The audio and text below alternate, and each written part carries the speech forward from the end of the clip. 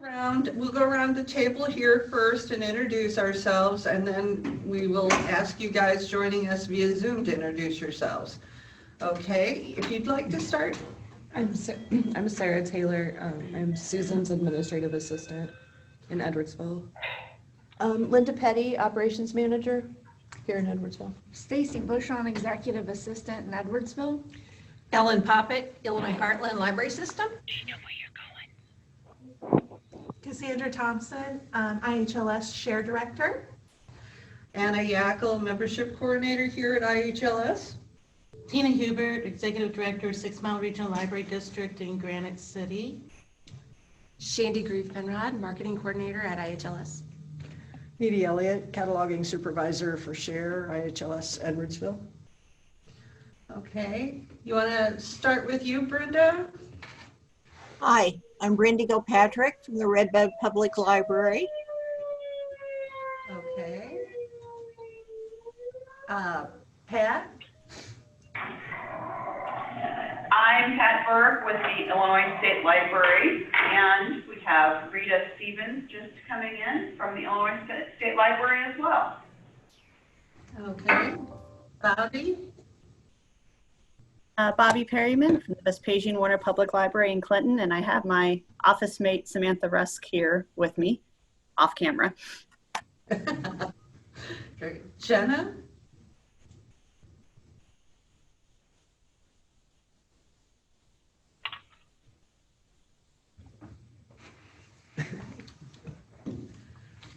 Okay. Annette? Hi, I'm Annette Bland, Director at Columbia Library.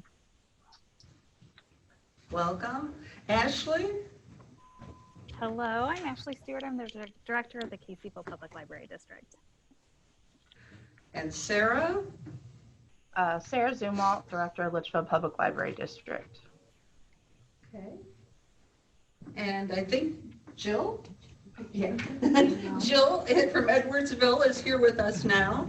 And Leslie just joined us. And Julia, of course, our trusty person who kind of coordinates all of this, is with us as well. Anyone else out there, Julia? We do have some more people. Let me see. I'm going to go through the list, so I will probably mention people that have already you've already talked to. Ashley Stewart at Caseyville, of course, Sarah and Annette and Bobbi, Brenda Gilpatrick, Don Pippin, Gloria Hendrickson.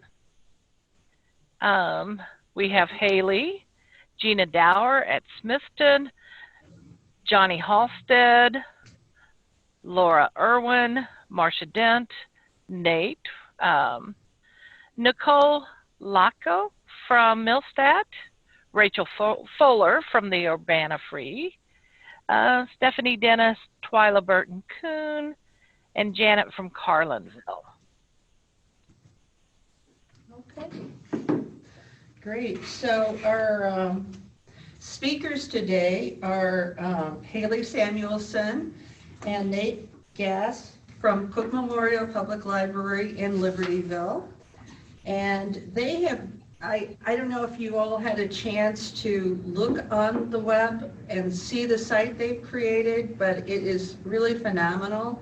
And I think it's a very timely thing to discuss because they have all of these wonderful resources for voters, and we will let them discuss it. Haley and Nate, are you able to show us what you have? Hello? Can everyone hear us? Yes, hi Nate. Okay. Just want to make sure that you can hear both of us. Yeah, you can hear me as well? Yes. Okay. We can't see you though. Do you want to see us? I can turn the video on if you want. It's just that we're on Wi-Fi. Yeah, that would be great. Okay. All right. Ready for our close-up. All right. But yeah, we'd like to see. Okay. So, yeah, there's us. This is us. Hello, everyone. So should we just jump into our presentation? I don't know how these things work, so.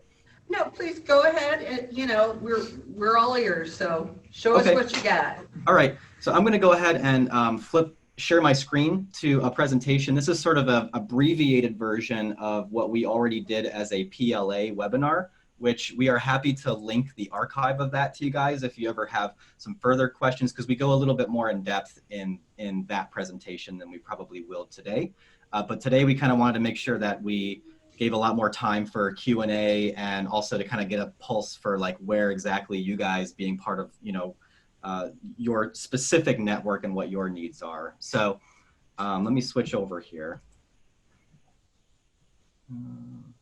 So we're going to be a lot more casual. If you've heard us present before, this one's just going to be a lot more, if you have questions, jump in. And we're going to really just kind of feature our site. And like Anna said in the agenda that she sent out, we're going to talk about our process and our motivation of why we wanted to do this project. Can everyone see the slideshow? Yes. Okay.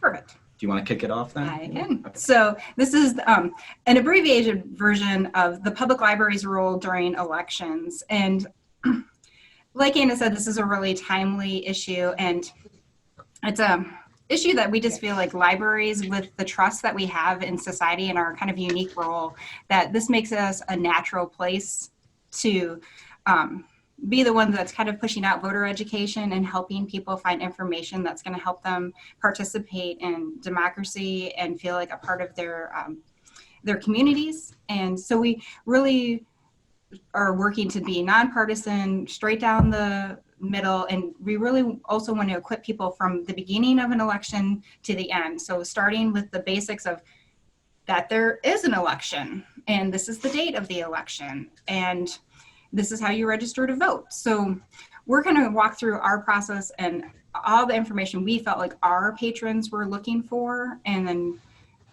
you would be able to tailor it to what you felt like your community's needs were. Okay, so we've got basically, this is our goals for today as far as our presentation, is that we want to help, if you decide you want to make a voter education resource, we want to tell you about how we identified our community's voter education needs. And then we're going to go through our page that we've designed and talk about how we curated and designed our voter education resource.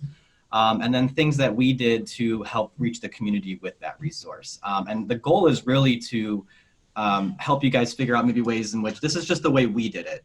So it's not the only way to do it, but maybe hopefully you'll have enough tips to where you could figure out how you could make this into whatever niche you needed to fill for your community.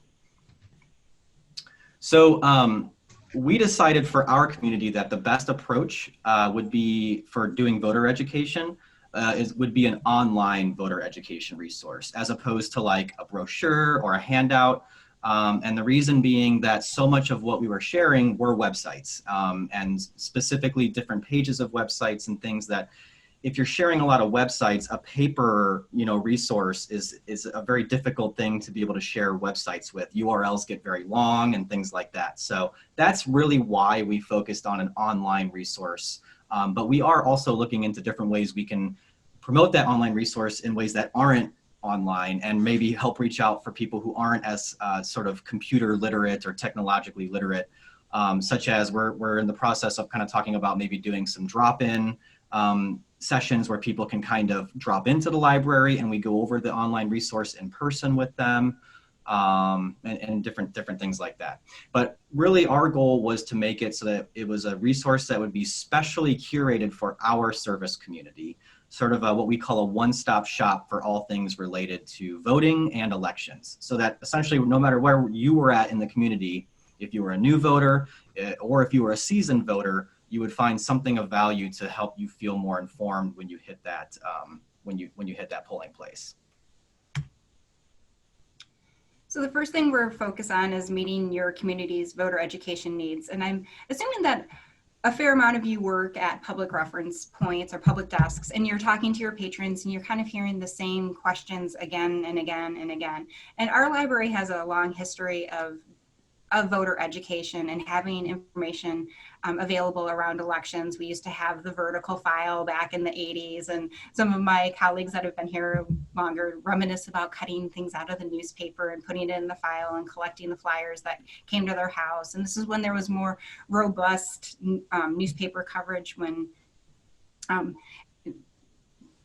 media had a better, or like print media had a little more funding and a bigger staff. So we kind of just took those questions and the questions that we heard at the desk all the time and said, okay, what do we want? What do we need to focus on? And we really went with the basics, the who, when, why, what, how, and where. So educating voters on the date, time, place of an election, voter registration, including verifying registration status. We live in a state that there are a wide variety of ways to register to vote. When you hear voter advocacy, they're looking for pre-registration of 17-year-olds. We have that in Illinois. They're looking for automatic voter registration. We have that in Illinois. They're looking for online voter registration. We have that in Illinois. They're looking for same-day voter registration. We have that in Illinois. So Illinois, there's really very few excuses not to be registered to vote, but we wanted to make sure people knew all of the ways that they could register to vote. Important dates leading up to the election. So early voting starts February 6th, which is this Thursday at select locations. In-person registration ends February 18th. So the date of the election, things like that we wanted to make sure people had that at their fingertips. Government sites, and especially highlighting unique voting circumstances, absentee ballots, voting help, voting rights, that type of thing. Reliable candidate information. And what we do is you see this when we get into our site, but we use the candidate site websites as kind of the primary source and say, we're going to let the candidates speak for themselves. Campaign finance disclosure, if people are very involved and they want to know who's funding these elections and where the money is coming from. Fact checking resources, because I'm sure you've all heard from your patrons, we just don't know who to believe. We don't know what's true. We don't know what's real. So obviously fact-checking resources, reliable news sources, and we're kind of go over what we felt like were reliable news sources for our communities. And then educational resources. There's a lot of very good niche resources out there. And there's ones for, college students. There's ones for people who are trying to vote overseas, things like that we wanted to highlight and bring together in one place. So as Nate said, we really envisioned this as the website that people could go to get all of the information that they were looking for. Instead of having to click through or Google searches, they could just come to this one place and find all of this type of information. So if you decide to embark on something like this, on creating some type of voter education resource for your library, it might be a really good idea, because we ended up falling back on this a lot, is just to write up some basic guidelines that you can really use as sort of your rule of law in what you're going to have this resource, how you're going to have it function. The picture here is an actual picture of our document, which we are also happy to share with anyone if you kind of want to see what our sample looks like. And it includes things like, what's the mission of this? Why are we doing this? What's the purpose of it? Who are our target users? In this case, it being really our service community, which, by the way, I don't even know if we mentioned, it's like Libertyville, Vernon Hills, a northwest suburb of Chicago. What's the scope? So, Haley already talked about what we were going to include in our page, but what were we not going to include and why? Content guidelines, so how we actually decide what goes in and what style guide being part of that too, like how are we actually going to design this page so that it's not just this big bloated glut of information, it's organized in a way that somebody can navigate in a user-friendly way and feel like it's an actually useful and helpful resource for them. And then we also include in our guidelines what promotion we will and won't do for this kind of thing.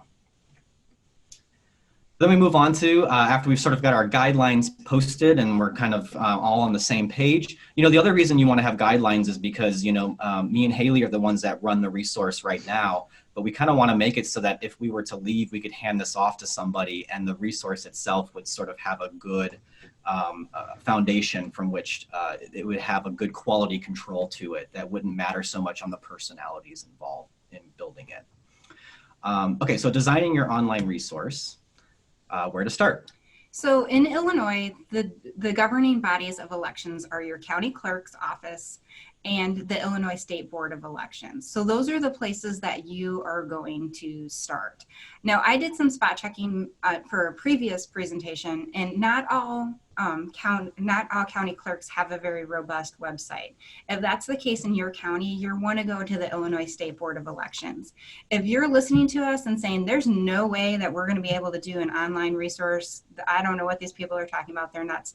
The Illinois State Board of Elections is your best friend because they have a ton of information that's in a PDF format that you could just print out and have a document center. And you could just go right there.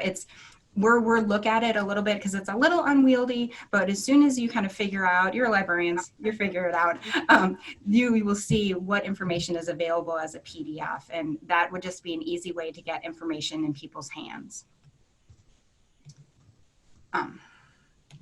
Sorry.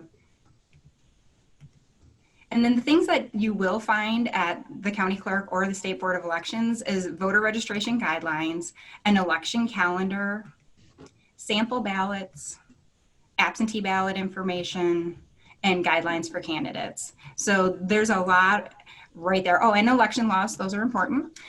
And information translated into other languages. In our county, it's mostly translated into Spanish, but there are other counties that I've seen that translate into languages that are predominant in those areas. So there's a lot of good stuff right there at our government sites. We're just going to walk through our resource and just kind of how we organized our resource. And if you're listening to this and saying that this is just not stuff that we can feasibly pull off at our libraries, we're a small library, or we already have our plates really full. The ALA just put out this month a voter engagement guide. So there's other ways that you can engage voters beyond us. We are featured in there, but there's also 4 pages that are not us. So there's a hot link, the ALA's voter engagement guide, that will bring you to that PDF. So just wanted to let you know that that was out there. Yeah, and I think there's probably going to be a way for me to be able to share this presentation with you guys so that you could actually click on those links, because this is just on Google Slides. So hopefully someone can shoot me a way to do that after we do this presentation. And I don't know if you noticed, I put up in chat, if anybody has questions, please stop us at any time. We really do just want this to be casual, and we want this to be helpful for you all. So if you have questions, please feel free to stop us and ask away.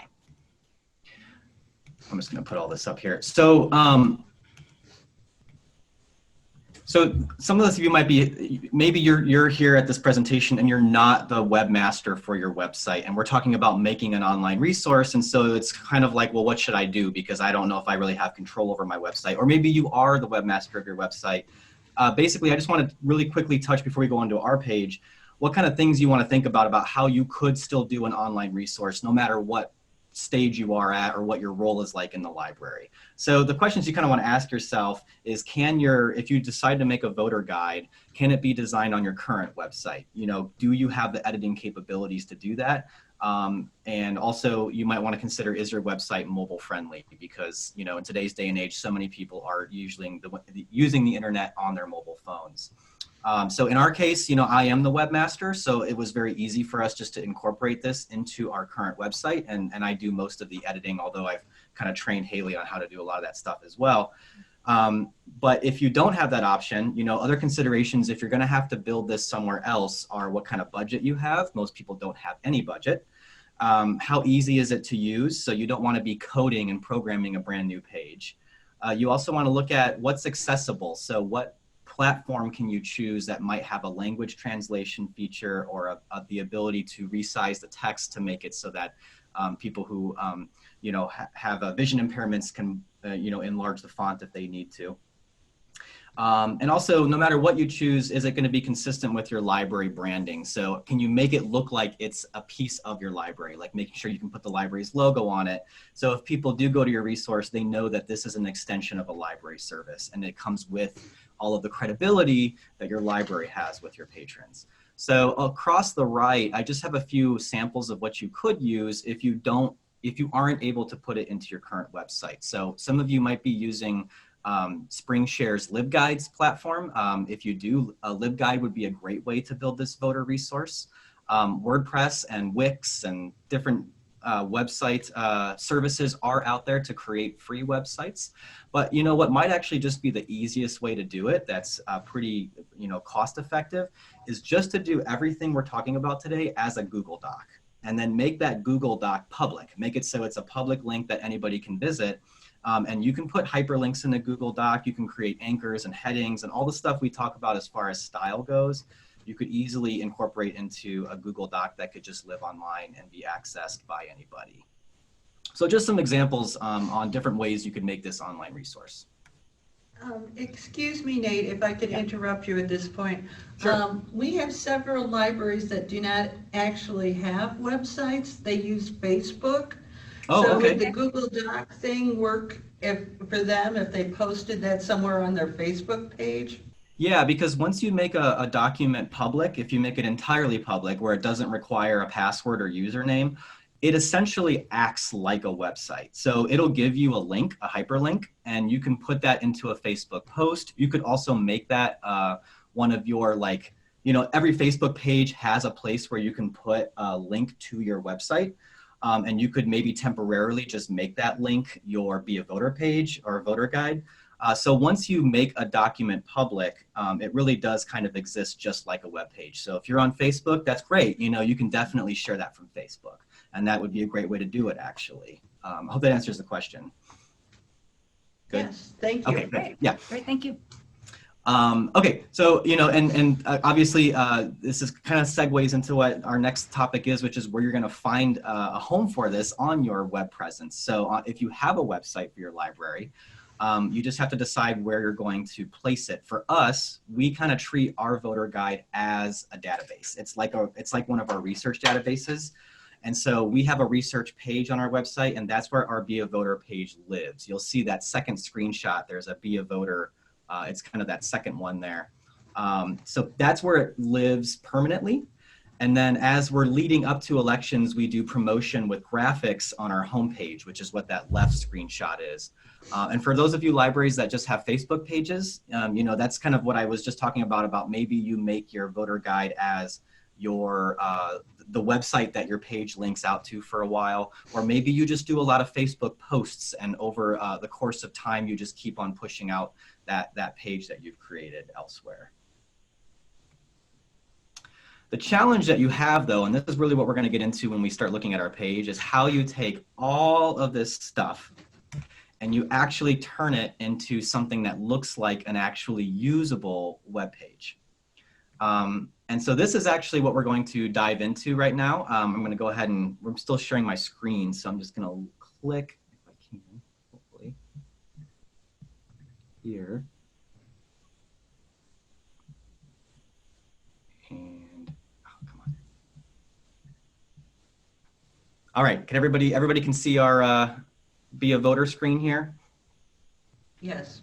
Great. All right, so we're going to base this, now we are actually at our library's website, and this is our voter guide. We actually gave it a title, we branded it, we called it Be a Voter. Do you want to talk a little bit about why we did that? Sure, yeah. Just a quick mention that our graphic artist that designed this logo is happy to share the logo with you. So if you don't have in-house graphic design and would like some sort of logo, he is happy to share ours with you with just a credit to him. So if that's something that would be of interest, please reach out. So we decided to brand our resource Be a Voter. We wanted it to be an action. We wanted our patrons to take this information and then put it into practice. So not just give them this information, but to say, when you are done with this, when you are done digesting all of this information, you will be a voter. We also wanted a logo because when you link to things, and Nate can explain this better than I can, but when you send a link, it will scrape your page to look for some sort of image to share with that. And we wanted this logo to be what got shared when we share it on Twitter, Facebook, Instagram, whatever. Yeah. So the top of the page is branded Be a Voter. The first thing that is there, rather than nonpartisan, because we do want our patrons to know this is a nonpartisan resource, is the date of the election. I was stunned at the midterms, which I was living and breathing and digesting day in and day out, that people are like, oh yeah, when is that election? And I'm like, what? How do you not know that? So make sure that the date of the election is front and center. And then also that what election it is, because we have the presidential election, we have the general primary election, we have a general consolidated election. And so people know what they're actually voting for. I'm going to skip the blue anchors and then just go to that we do define what election we're in, because we know that there are people who are new to voting, perhaps have not voted for a while, perhaps have not had any sort of civics or government class since high school or maybe even middle school, and that they're like, I don't know what a primary election is. So we are just assuming that everybody's kind of starting at ground zero. So we define the primary election, and I pulled that definition off of a federal website that we link to. So it's an election that is used, it is a definition that's used nationwide. So the process by which voters can indicate their preference for a candidate in an upcoming general election, and that it narrows the field of candidates.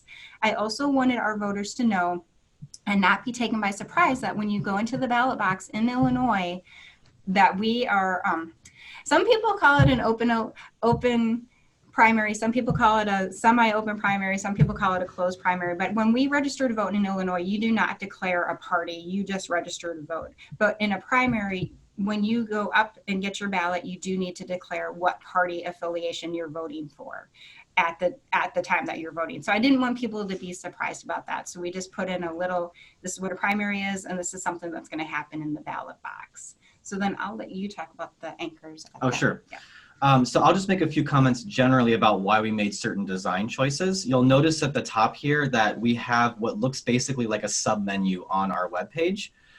What was important to me was that we didn't create a resource that had people bouncing around a lot from page to page to get the information. So our entire resource it's long, but it's all on one page, but it is long. So how do you help people navigate all of that information? You use what we call anchors. Anchors allow you to create this kind of menu that will, when people click on something, it just basically bounces them to that portion of the web page. So if I click on candidates, it takes me straight to that part of the web page. I can go back to the top, and if I want to see, for instance, a link to the political parties, I can click that. That's at the very bottom of the page, but it jumps right there. And you go back to the top. And you can even do anchors in a Google Doc if that was something that you were thinking about doing. But anchors allow you to have what actually is a very long page become a lot more able to be navigated easier. And this is also important for if you're thinking of your mobile users, people who are on smartphones. You don't want, I mean, you've all been on a smartphone probably, and you don't want to be clicking around and bouncing from page to page. On a smartphone, it's a lot easier to scroll. You can scroll a lot easier on a smartphone than you can sort of tapping around. So by having it just be a long page, it's actually in some ways making it a lot easier for our mobile users. The other thing that we wanted to do is if somebody were to just sort of scroll down and skim this thing, we want it to be able for them to easily identify where the new sections are. So that's where our style guide and our guidelines comes in handy, because we talk a lot about what kind of headings to use for the different sections. We also talk about using these freely available online, they're sort of public use, public domain icons that help visually set different pieces apart. So if you're just scrolling here, it's very easy to see when you've hit a new section. And I'm just gonna kind of scroll through here. And then at the bottom here, I just wanted to point out that this is where we give credit to those icons that we're using. That's all that the person who created them asks, is that you just give them credit. And so actually these are icons that you can use as well. And then we also wanted to make sure that on our page, we always put on when it was last updated, every time we make an update. Just because that helps with transparency, where maybe you will have times, because you just cannot keep up on this as quickly as things move in our news cycle and with this election, that there will be times where you just don't have time to get it quite updated, but at least you have a timestamp so people can see, oh, it just hasn't been updated yet, okay? Go back to the top here. So those are just my general comments on why we decided to design the page the way that we did. I think now, Haley's going to go over some of the more specifics on the content here. So we tried to keep the page very linear in the process. So we've established that there is an election. So the next place that we wanted to go is to how to participate in that election, and that's obviously registering to vote. So we link to our Lake County voter registration info. And then what we found is that government sites tend to be pretty dense, and so that it's easier to break up those sites for people. And so if people are looking, I just want to go and I want to register in person, this is where you go. These are the places you can go to register in person, including our libraries, where all the reference librarians and children's librarians are deputy registrars, so we can register people to vote in the library. So we wanted to include that service was offered here at the library, and that this is a natural extension of that service, but also that what kind of ID you needed, what the process is of registering to vote in person, online, by mail, automatic voter registration. And then also we wanted to highlight that in Illinois, we do restore voting rights after a felony conviction. And there's the only time that a person in Illinois loses their voting rights is when they're actually convicted and serving time. And then once they have been released and their debt to society has been repaid, then they can register to vote again. They would need to make sure that their voter registration did not lapse while they were serving their sentence. But if they are in jail or prison awaiting a trial date and have not been convicted of a crime, they still have their voting rights. So we wanted to highlight that for our communities. Also, same-day voter registration, where you can walk in and you can register to vote and vote at the same time, and that's only at specific sites. So we wanted to let people know, if you've missed some of the deadlines, you're like, no, I really need to jump into this, that you can register to vote and vote on the same day, but you have to go to the specific locations. So all of that information was pulled from our Lake County clerk's site and tried to put out into more user-friendly, smaller bite-sized pieces for people. The next information that we wanted people to know is that there are important dates and there are deadlines. So like I said, this Thursday, February 6th is the first day of early voting in Lake County, and there's temporary locations. And Nate made this fancy add to your calendar. So if people are on their mobile devices and need a reminder that March 17th is the election, they can just add that to the calendar and be reminded. Yeah, and actually, if any of you are interested in doing the same thing on your page, this add to calendar button is a free, it's called Eventable, eventable.com. And you can basically create any event and it'll give you an add to calendar button that you can put on your website. And then when people click on that, it will actually add whatever event you put in there to their, Google Calendar, Outlook, whatever calendar service they're using. So it was just another way for us to kind of make it so that it's streamlined. Not only can you look at the important dates, but you can immediately add them to your own personal calendar if you want to. And is that something that would work in a Google Doc? Yeah, because you could put that in a Google Doc as well, even if you use Eventable. You would just go to eventable.com, create the event, and it gives you you can do a button, you can do a link, but the idea is that Eventable creates the mechanism that adds that event into people's personal calendars. And just an aside, I always kind of say this jokingly, but I'm only half joking. If you're going to do a project like this, and you don't feel great about technology, find somebody who's much better at technology than you are. So I found our webmaster and I feel a lot more confident in that the technology part is gonna work. So that's just my free tip for the day. So the next place that you now have established that there is an election, you have established how you participate in the election. Now we're gonna answer the who is actually running. We do put a disclaimer on our site that this list has been compiled to the best of our ability, and that if we're missing somebody, please contact us. That disclaimer becomes more important during your general consolidated election, which is your local offices. So those are the people who are running for park district, county board, village board, library board, and it's easier to miss some of those candidates because a lot of times people are on a shoestring budget and they're doing Facebook pages and they're not. We are librarians and we like our terminology to be consistent. What we have found out is that people will run for an office and then call that office something different on their Facebook page or a website. So sometimes it can be trying to find a needle in a haystack. So we just wanted to put a disclaimer saying, hey, we've done this to the best of our ability. If we're missing you, contact us and we will review your site. We will not add a personal Facebook page. It has to be a dedicated campaign page. But after we review it, we'll be happy to add you to the resource. We also, ballots get certified. So we just had the certification of the ballot from the Illinois State Board of Election and then the Lake County Clerk's Office. We try to mirror our resource to what is actually on your ballot. So there are some additional Republicans who are running for US president. They did not make the ballot in Illinois. So they are not on our site, even though you may hear their names being talked about, especially like as the results of the Iowa caucuses on the Republican side came in last night. You probably heard the name Bill Weld and Joe Walsh. They are actually not on the ballot in Illinois, so we have not included them on our site because that's just information people don't need.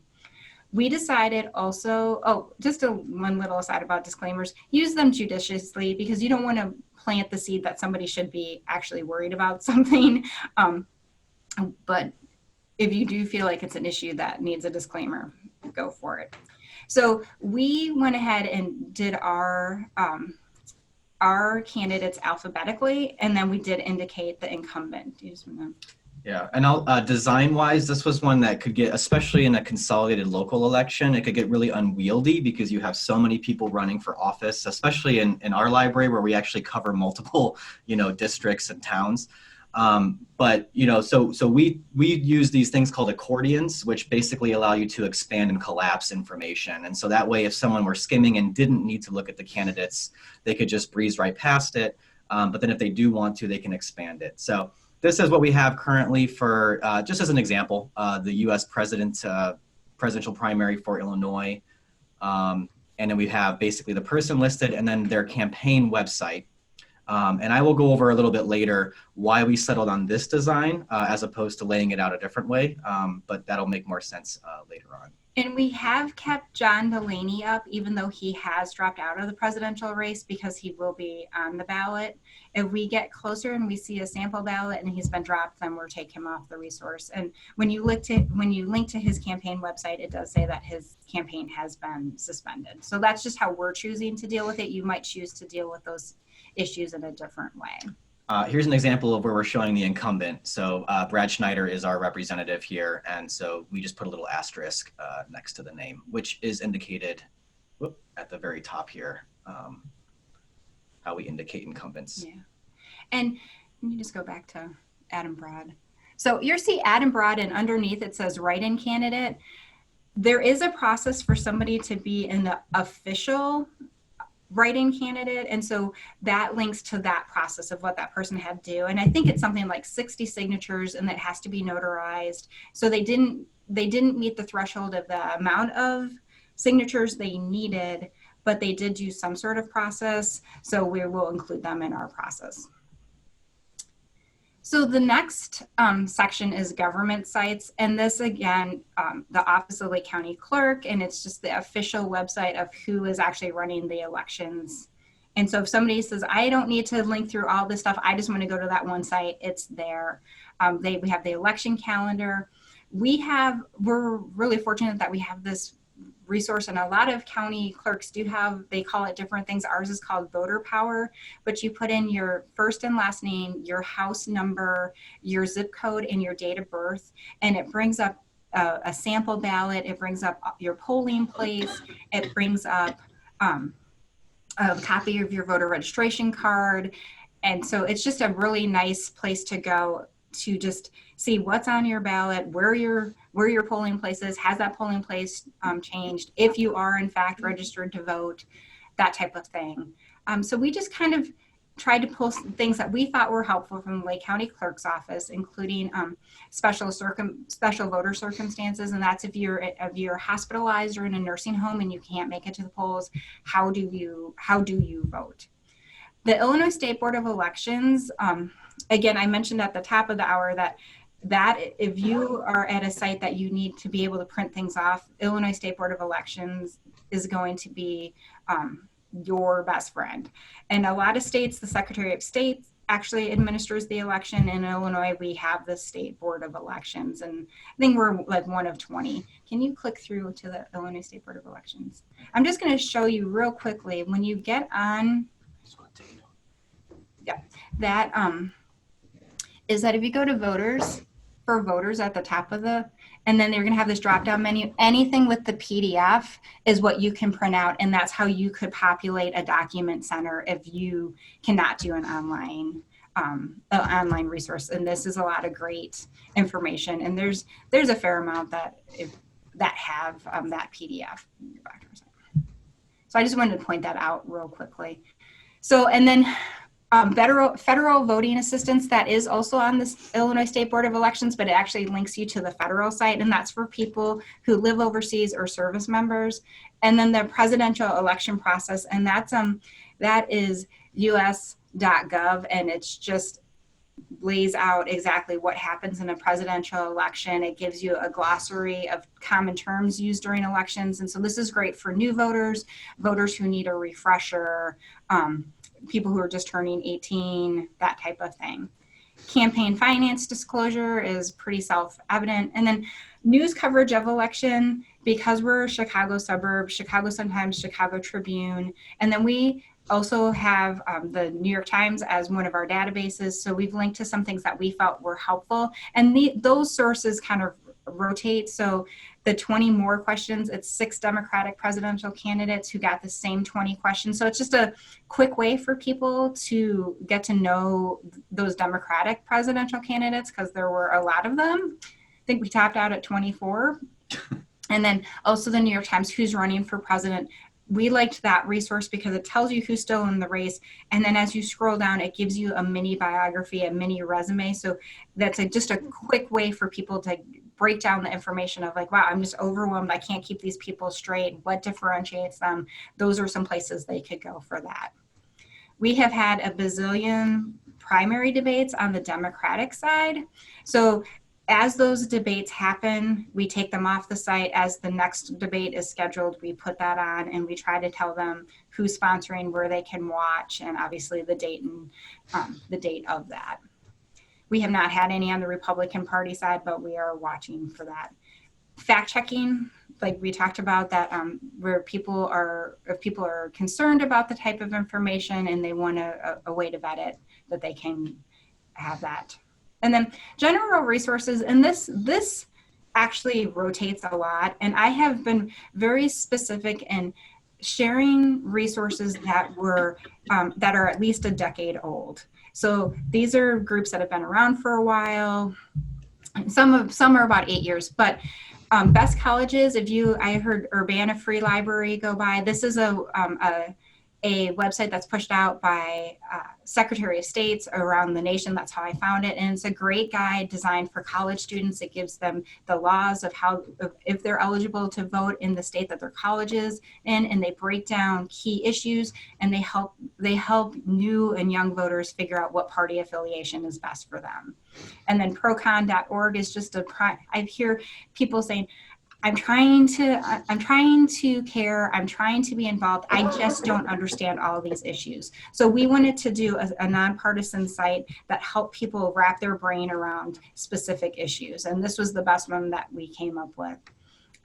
Project Vote Smart is just a group that collects and distributes information on candidates running for public office. And then TurboVote is a great tool that is, their main goal is to increase voter turnout. And in some ways, this is what some of our goals too, is to get our communities more involved into the polls.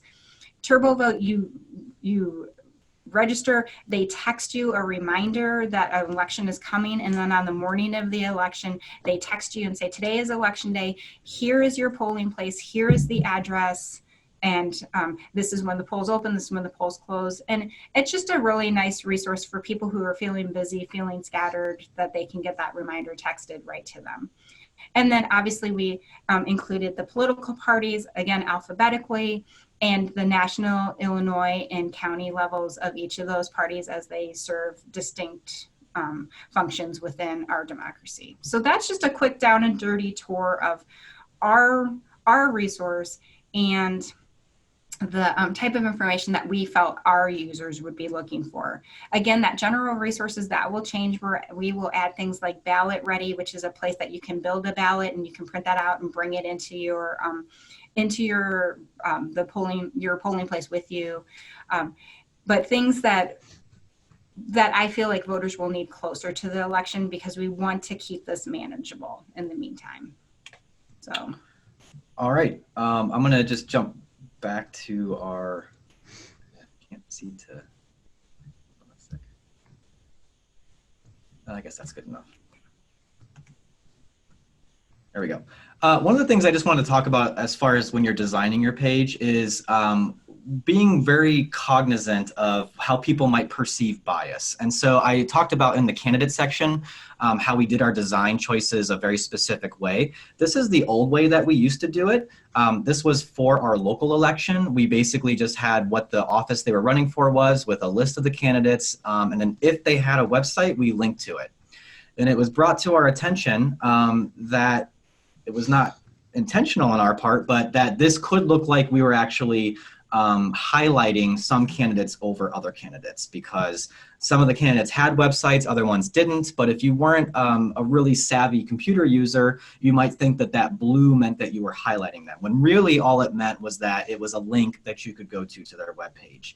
So that's why we changed, for the sake of countering a perceived bias, we changed our layout to basically just list all of the candidates to the left, and then in a column next to them, if they have a campaign website, listing it out separately. Obviously, this is an example of people running for president, so they're almost all going to have a campaign website, but within local races, you will have a lot of examples of people running who are on the ballot, but they might not actually have an online presence or any sort of campaign they're actually running actively online. So just an example of where you do just kind of want to always ask yourself, in my choices, how nonpartisan is this resource looking?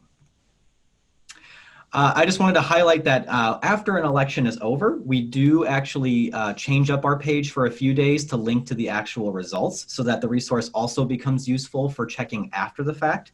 And then we keep this up for maybe a week or so, and then we actually roll right over into the next election and start preparing our resource for that. All right, so really quickly, sort of as we wrap things up, because I want to make sure we have some time for questions, we'll just go over how we reached our community with this resource.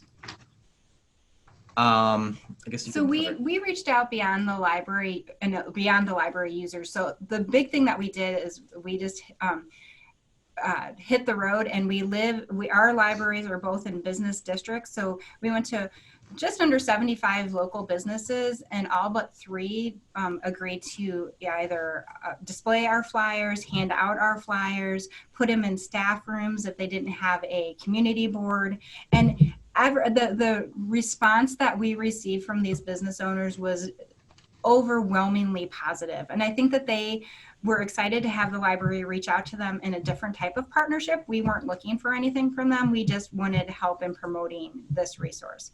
We participated in National Voter Registration Day, which ALA really encourages libraries to participate in. And it's a national holiday, and it's sponsored by the National Association of Secretary of State. So it's a nonpartisan day, and it just helps you do a voter registration drive.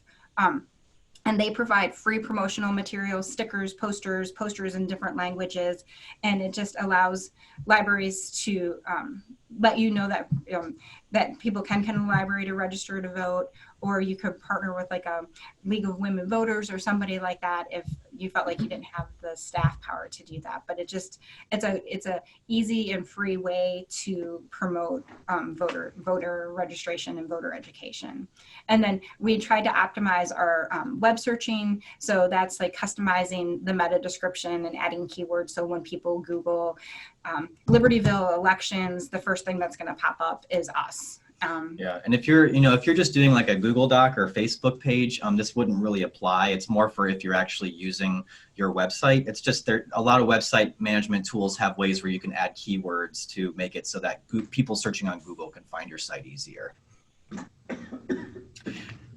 We also did, our library has a podcast, so we did podcast episodes, in-house signage, email blasts, quarterly newsletter promotion. So basically all the tools of the trade that libraries use to get the word out, we just added our voter education resource into that. And like Nate said at the top of the hour, one of the things we're playing with is the week leading up to the primary is just to have pop-up demonstrations in the lobby of just saying, hey, you're looking for information, we got your information here, and just walking people through the resource. We just wanted to highlight also, especially if you are doing a lot of this on Facebook, that, there's always the possibility that you could get some pushback from people saying, is this really sort of the role the library should be playing? Just all sorts of different things. And we actually did some Facebook ads, which we're not even going to talk about here, and we got a little bit of pushback about that. But what I just kind of wanted to mention is that, at least in our case, we were really fretting about how to respond to these criticisms, and our patrons came to our rescue, and we had a lot of patrons basically talk about, in their own words, how the resource was helpful to them, how they felt it wasn't partisan at all, and how they felt that it was actually a really good role for the library to play. So, just have faith that your patrons might actually come to your defense as well. And we actually didn't even need to really craft a response because of that.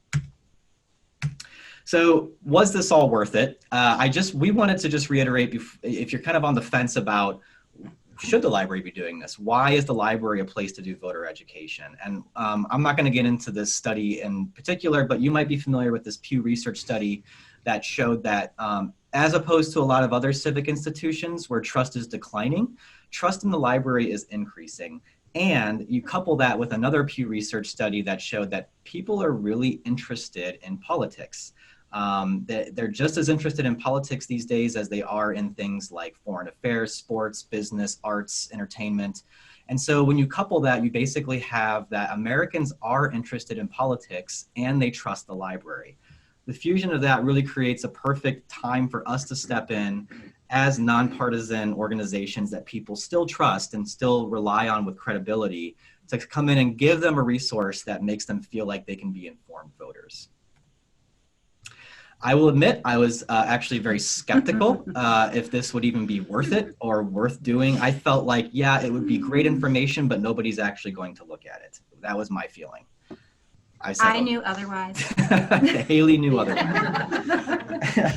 But I was willing to go with it. And here we have the analytics that bear it out.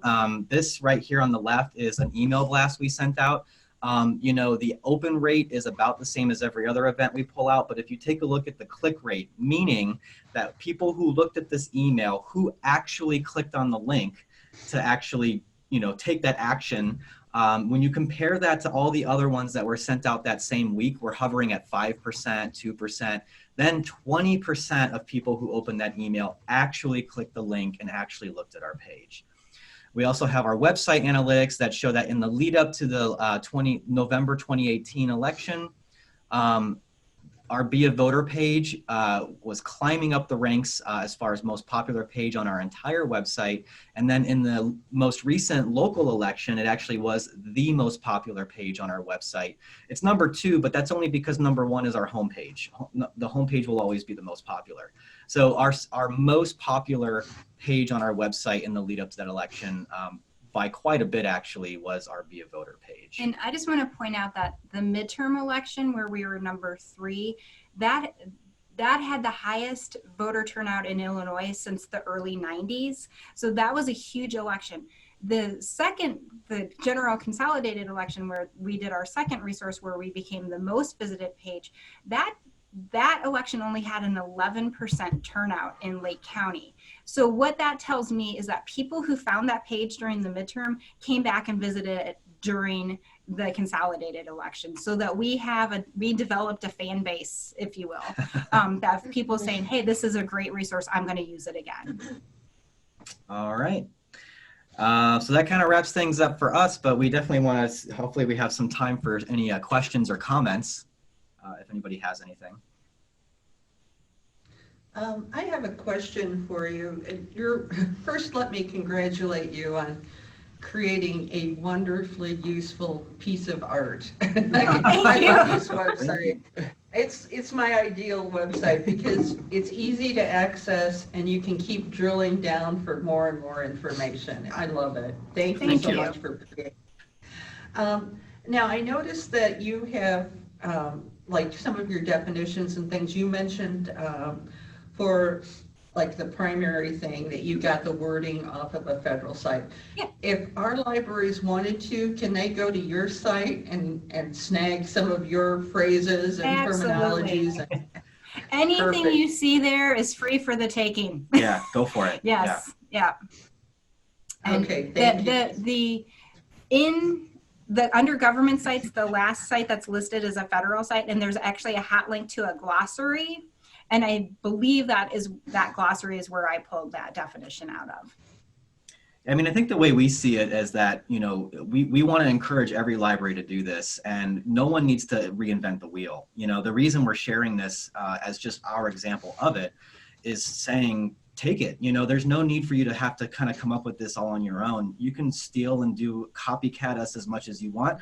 There are going to be things we do that will not apply to your service community. There might be things we do that you just look at and say, I don't like the way they did that. And that's totally fine too. But just know that we're just kind of offering a template here that people can take and hopefully be able to, without a whole lot of effort, put something together for their service community. Yeah. Okay. It's just, this is something that we're passionate about. We think that people should be voting, and that, you know, in our Constitution, it says we the people, we consent to be governed. And the way that we give that consent is by voting. And so we want people at the polls. And we're not using this as our activism. There may be things we feel passionate about in our private life, but what we are trying to do is put good information in the hands of our patrons so they feel confident to go out and cast that ballot and cast that vote. Now, I don't mean to seem like a stalker, but I know you're going to be going to, I think, a local high school and talking about how to get young voters voting because they're like a big block and they don't vote. Yeah. So.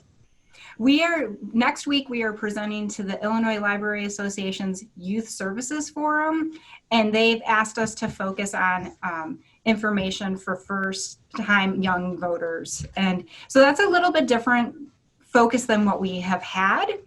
We do some of the things that we'll be recommending, you know, when our young adult librarians go into the high schools, they're always bringing information about Be a Voter and letting kids know. When we host an event that's Study at the Library Night, where we get about 200 kids through our doors, and they can come in and work with teachers or work with each other.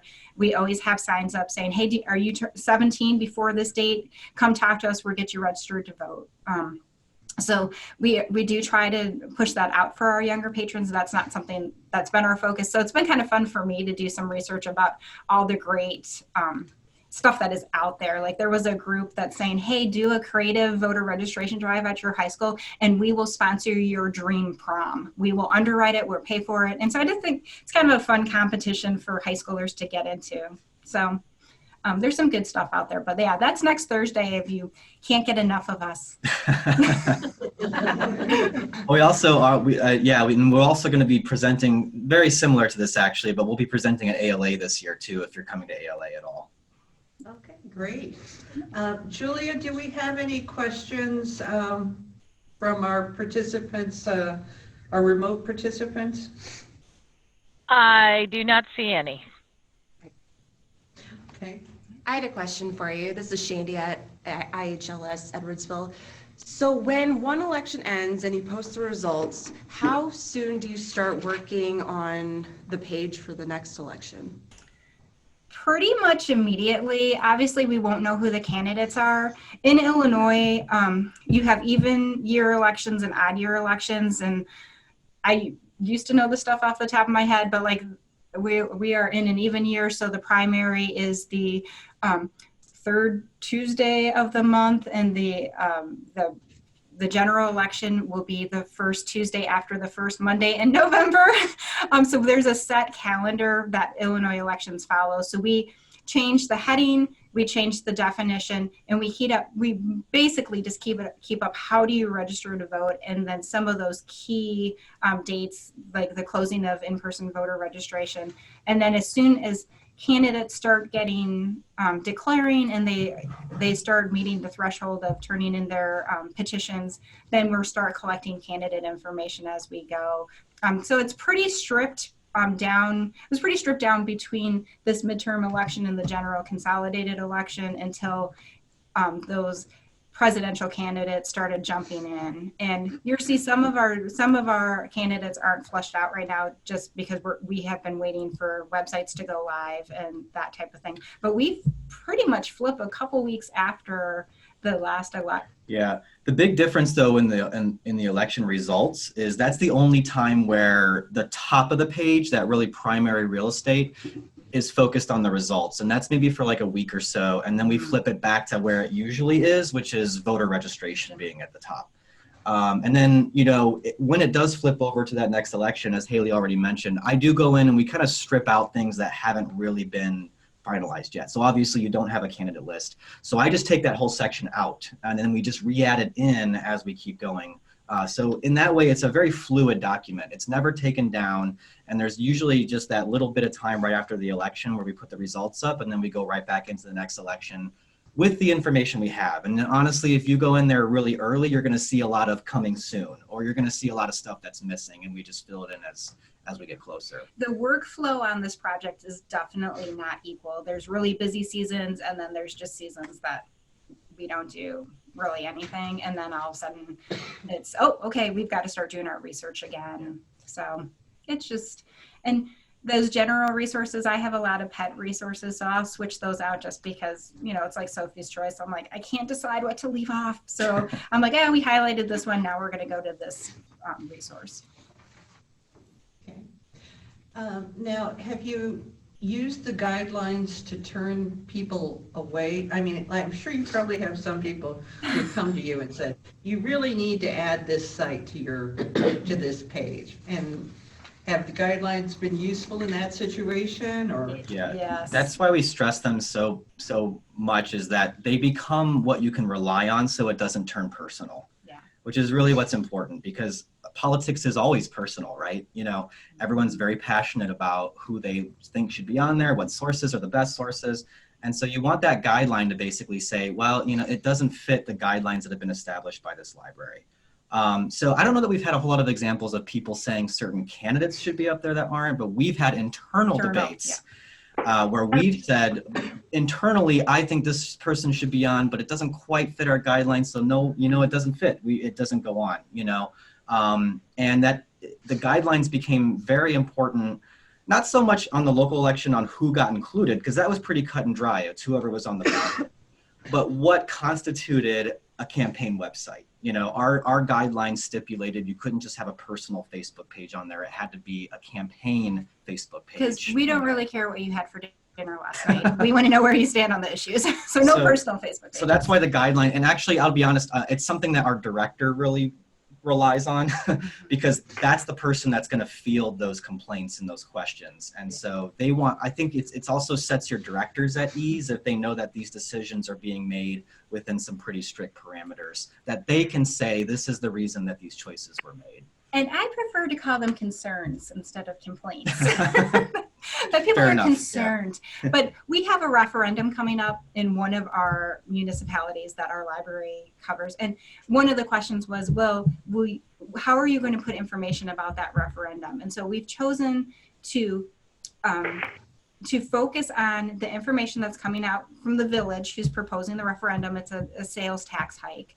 And somebody said, well, will you use a Facebook group that's against this hike as an example of other information? And we're like, nope, because we need to know who the board of directors is. We need to know who their funding is coming from. We want them to be incorporated as a nonprofit. So we can't, anybody with an axe to grind doesn't end up on our page.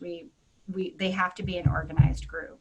So the local elections, that's where it gets a little more sticky because it is more personal and it's your library users or your library board that's running. So those are the ones that get a little, people have, or maybe a little more vocal with their opinions. Yeah. Okay. Thank you Great very, job. I have very a quick much. question. We're going to have to move the meeting along. Oh, I'm sorry. I think there was a question. Yes. Hi, can you guys hear me? Yeah. Okay, great. So, did you have patrons coming in asking about apps or podcasts that are either nonpartisan, or if they want to get, more information, different podcasts to listen to? Do you have, like, a Good list or questions. somewhere? Well, so political podcasts, I think there's a ton of them out there, right? I mean, there's a million political podcasts out there. It's hard to find one that you could easily say as a librarian, this is a very nonpartisan resource. Yeah. Mm-hmm. There's a lot of podcasts that I think are really good though about just maybe giving like quick rundowns of the news and things like that. I know we actually just taught our fake news class last night. So, but I can't say I've actually had a patron ask, but if a patron asked, one thing that I would maybe recommend is like The Skim has a daily podcast. The Skim is a more casual sort of like daily rundown of the day's headlines, and they quote from a lot of multiple sources. And they have a daily podcast that just runs down the day's headlines in audio format, in addition to what really got them off the ground, which was their e-newsletter. I don't know if you have anything that you listen to, but Well, yeah, mine are all partisan. yeah, But that's the problem. So I do not recommend what I listen to. But in fake news, we do talk about news outlets. Most of the major news outlets do have some sort of daily 10 to 15 minute podcast. So if you have somebody who's a big Wall Street Journal fan, they can go and they have these things called like 1 minute briefings. So it'll be finance, politics, news. NPR has Up First, which has a national story and an international story that they focus on. And that comes out at 6 a.m. in the morning. New York Times has the daily. Washington Post has the daily 202 Big Idea, plus some other niche ones that are specific. So I kind of tend to send people to say, okay, what's your favorite newspaper? Go check out to see if they have some sort of daily briefing or some sort of specific topic specific. So another one that politically, if it's just politics, that I might recommend, it's not going to be nonpartisan, but it's at least going to try to be balanced, is Left, Right, and Center. Because that is going to, I forget who the host is of that. Josh Barrow. Barrow. So, and that's out of some public radio station. I don't remember which one. Might be. Anyways, but they always have representatives that represent the left and the center, or Josh Barrows kind of always tries to represent the center, and then there's someone from the right. So that can be helpful if you just want to get like politically speaking, these are the week's topics. And this is how the left is interpreting it, and this is how the right is interpreting it. And they get some pretty good, some knowledgeable people on there to talk about that. Good question, though. Thank you. Okay, yeah, we really do have to close. Gotta go. Thank you very much for having us. Move on with the meeting. I appreciate this very much, and I will share with everyone your contact information if they have more specific questions they want to address to you. And I will also ask you to share your guidelines and a link to the ALA webinar and your logo. And I will, if you can share that with me, I will make sure that our members get that. Yep. Great. Thank you. And the slides, yes, and your slides too. Yes, we'll give you everything. Yes. Just take it. Yeah. Perfect. I love it. You're my kind of people. Thank you so much All right, for thank you having so us. much. This has been really fun. Okay, well, thank you so much. I appreciate you taking the time.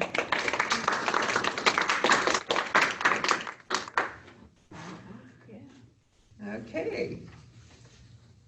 You're welcome to stay. They're calling me. You can listen or not. It's like.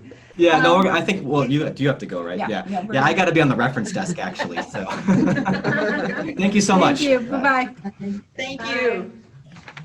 Okay, this is the perfect segue into the IHLS board elections. So I'm going to ask Tina to speak about that first. Then I'm going to ask Sara, who's here with us, and also Bobbi to talk about this as well. Would you like to go first, Tina? Well, I suppose I don't have a choice. That's right, since I put you on the spot. But that's okay. What I understand that I'm speaking about is why anybody would want to be on the IHLS board. Is that correct? That's correct. Okay. So, other than the things that you can find on the website about the board nominations being open, I just jotted down a few little notes for myself. One of the things that I think is really a nice byproduct, I guess, or it's not a byproduct, it's a direct product of being on the board, is that I'm able to have a greater depth and breadth of knowledge about what IHLS does. For example, we all get delivery. Well, I certainly understand a lot more about delivery because I sit on the board, and I know about the iPads that they use in order to be able to count.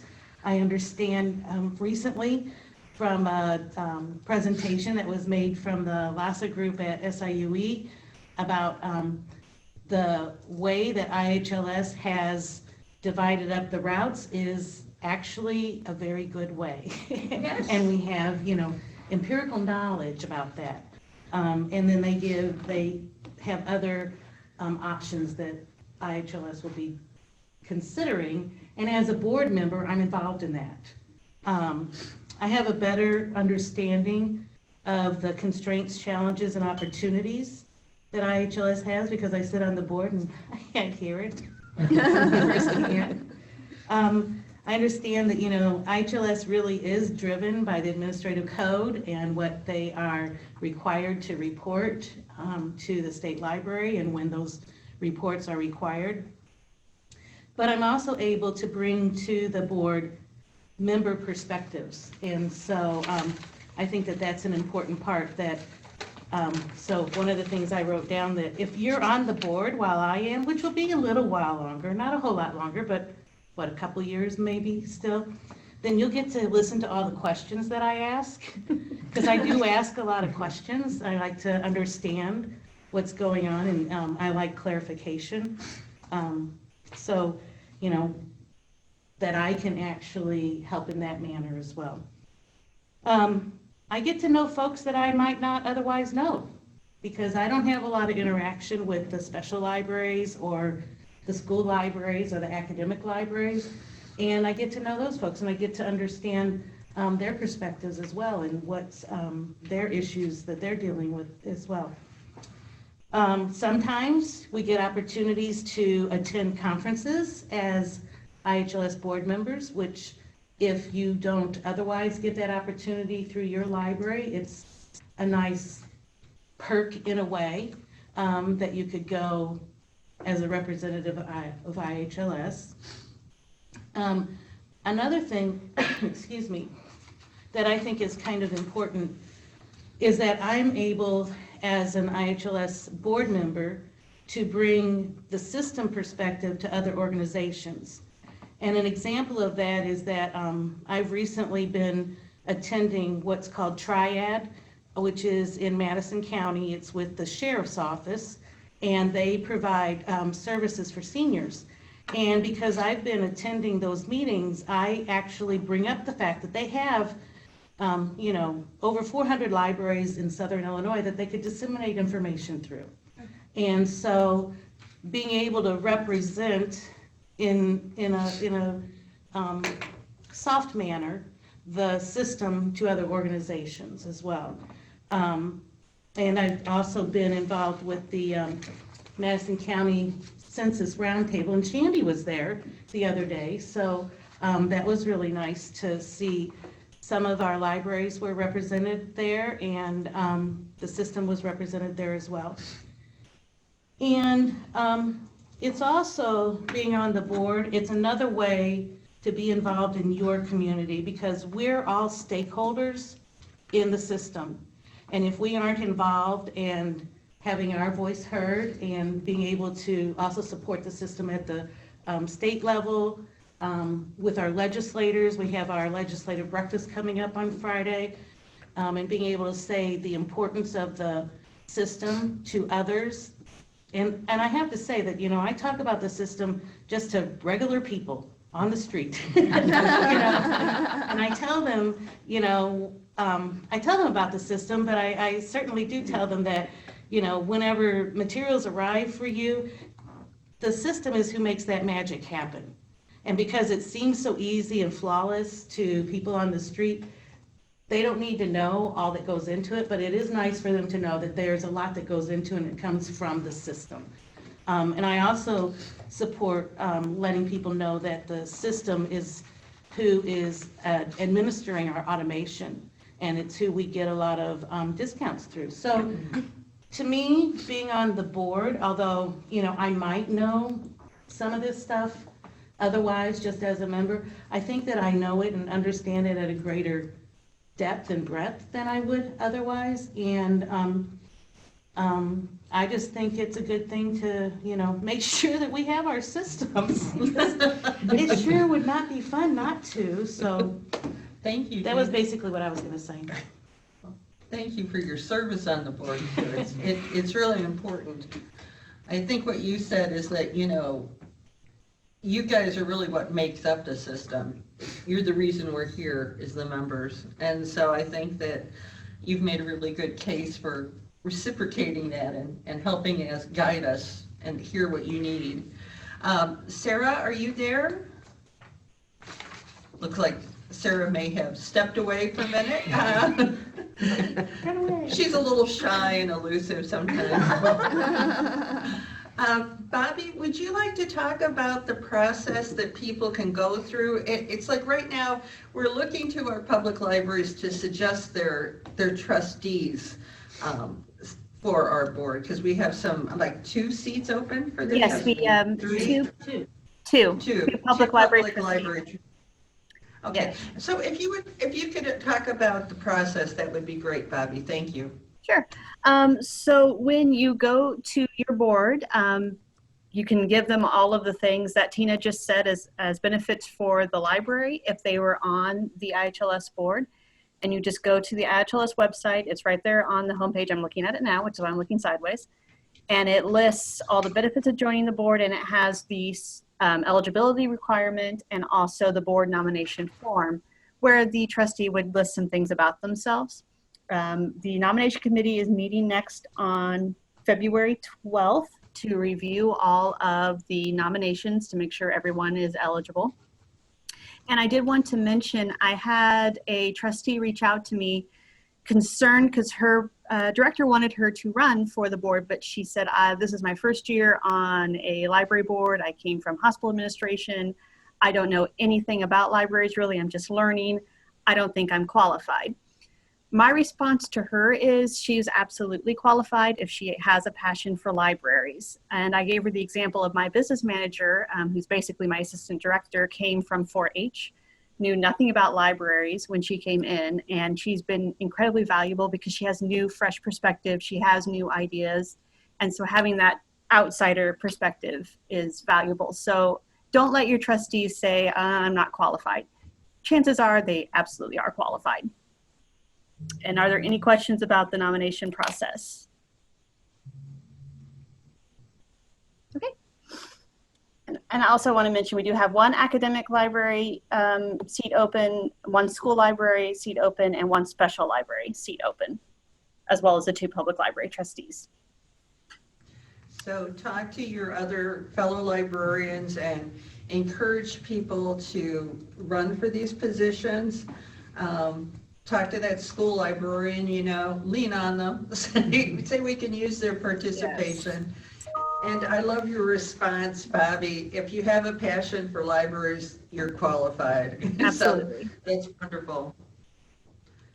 And thank you for your good work, and thank you for the rest of your board, or your committee too, for their work. Happy to do it. Okay, thank you. Now we'll go on to the State Library, and we have Rita Stevens and Pat Berg to give us the update on what's happening at the State Library and what we need to get done to make them happy. Well, good morning. I'm Pat Berg, and greetings from the Illinois Secretary of State, Jesse White, the Illinois State Librarian, and the Illinois State Library. I just wanted to dot point a few items that are coming up for deadline, and some new things that are up. And one of the things that is really important is to try and remember to check the Illinois State Library e-news. That's the best way to find out what's new, what's going on. It comes out about once a month. And also we have an online library calendar, which is populated very regularly for all upcoming information and deadlines. Project Next Generation grant applications will be accepted through March 15th. The Public Library Construction Act Grant Program, applications and all required supporting documentation are due on April 15th and must be submitted electronically. And we have the, it's on our website, but the email for that is construct-grant@ilsos.gov. Something that's near and dear to my heart is the Illinois Public Library Annual Report, which is also known as the IPLAR. The 2020 survey is now available, and each public library is required to submit the IPLAR 60 days after the library's fiscal year end. The instructions and worksheet are available on the IPLAR login screen through our vendor, which is Counting Opinions. The 2020 survey is similar to the 2019, but the capital needs assessment is not required this year.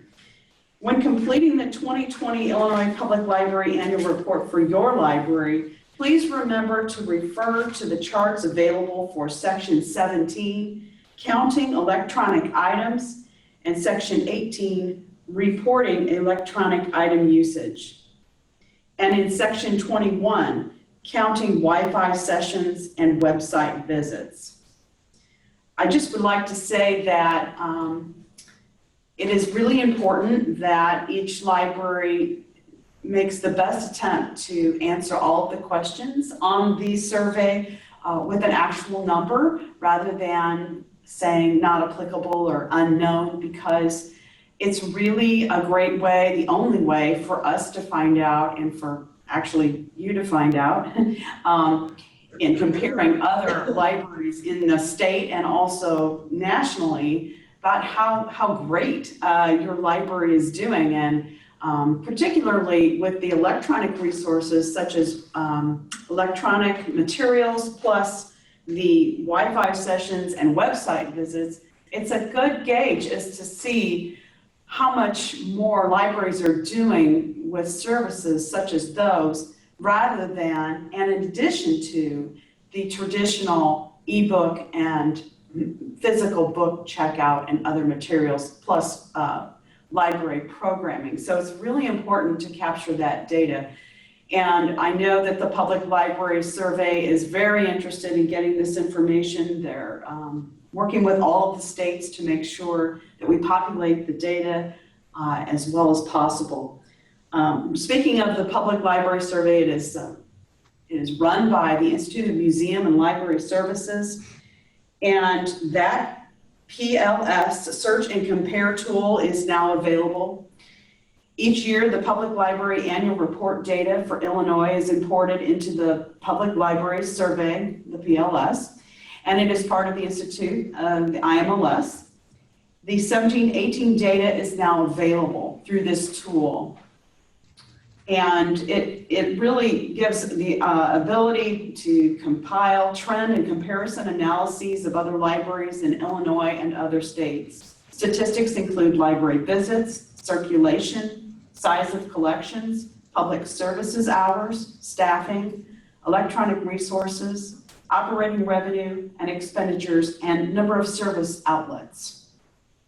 I would like to also put a plug in for the IPLAR and Counting Opinions that there is a reporting feature there as well, and libraries are welcome to go in and create reports that provide either trend analysis within their own library or comparative analysis with other libraries across the state. The FY 2019 statewide delivery statistics are out, and I would just like to commend the state for all of the, the partners with ILDS, Rails, and IHLS as subcontractors. What a great job has been done with delivery. And during FY 2019, over 14 million books, magazines, DVDs, and other cataloged library materials traveled around the state to meet the needs of residents from Carbondale to Chicago and everywhere in between. Through the physical delivery of materials, resources were shared among 1,801 libraries of all types. Heartland delivered 4.5 million items. Reaching Across Illinois Library System delivered 9 million items, and the Illinois Library Delivery Service, ILDS, shared 764,831 items. In addition, the Chicago Public Library System processed 1.1 million interlibrary loans for Illinois member libraries. The Illinois Interlibrary Loan Reciprocal Borrowing and Statistical Survey is due on March 31st. And library certification is due on March 31st. Did you have something else to report? I'm just always P&G. I'm Rita Stevens. I do Project Next Generation. And please encourage all your libraries to apply for the grant. It's to do after school with technology and mentors. Some of the sites have done coding as well as robotics. And it's just quite the program. It will help your library grow.